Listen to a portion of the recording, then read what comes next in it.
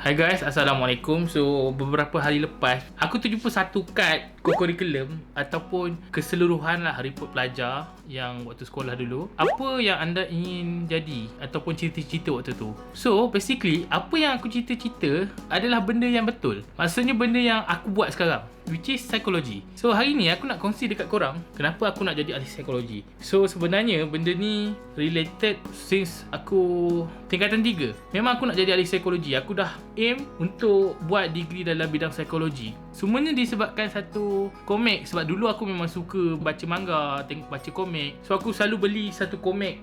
Kita tahulah komik Tora Aman, lepas tu komik House kan. So salah satu komik favourite aku adalah, sebenarnya komik ni adalah komik favourite kakak aku, and aku suka baca juga. Komik tu adalah Penyiasat Remaja. Kalau bahasa Jepun dia, kita panggil sebagai Hajime Kinachi. So buku dia pasal macam Conan lah, basically penyiasatan, detektif dan sebagainya. Tapi yang best pasal buku ni, dia selalu gunakan perkataan psikologi.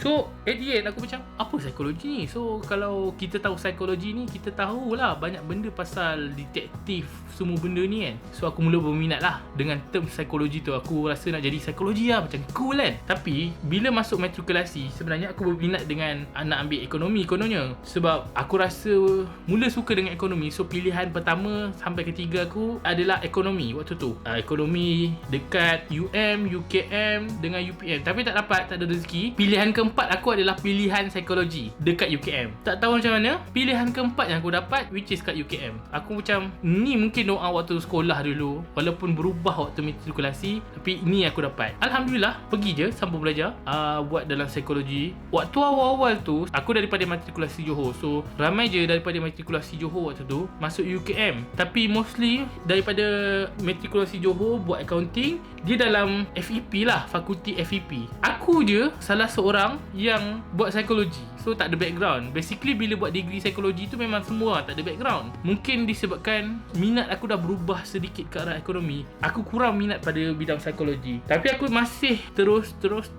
sampai aku decide untuk buat master. Sebab aku mula interesting dengan psikologi, and master aku buat dalam bidang Industrial Organizational Psychology, which is kita faham sebagai psikologi tempat kerja lah, workplace psychology. Dia lebih kurang lah. Bila start master tu, aku mula rasa suka, mula rasa sayang dengan bidang psikologi ni. Bila aku buat research, bila aku buat PhD sekarang ni, aku mula rasa macam syukur. Disebabkan aku minat, disebabkan aku suka dengan bidang psikologi ni, dia buat aku belajar tentang manusia. Dia buat aku rasa lebih mudah untuk memahami orang lain. Memanglah tak sentiasa betul, tapi itu adalah proses untuk kita memahami manusia.